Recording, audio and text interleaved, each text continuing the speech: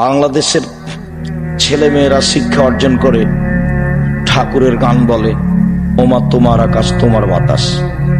বাংলাদেশের ছেলে মেয়েরা শিক্ষিত নয়। বাংলাদেশের ছেলে মেয়েরা শিক্ষা অর্জন করে শহীদ মিনার তৈরি করে। শহীদ মিনার তৈরি করে ওদের কি হবে? এখন যে 2000 মানুষ মারা গেলে এদের কোন মিনার তৈরি করতে হবে? শহীদ মিনার যদি তৈরি করতাম তাহলে সৈয়দুশ শুহাদা হামজা ইবনে আব্দুল মুত্তালিব, একবারে আদম থেকে নিয়ে কিয়ামত পর্যন্ত যত মানুষ শহীদ হয়েছে, যত মানুষ শহীদ হচ্ছে, যত হবে কিয়ামত পর্যন্ত, সবার চেয়ে দামি মানুষ হলেন হামজা ইবনে আব্দুল মুত্তালিব। শহীদ হিসাবে শহীদ মিনার তৈরি করলে তারই শহীদ মিনার তৈরি করতাম। তাহলে আপনি জাতির জন্য ছেলে মেয়ে মানুষ করতে পারেননি।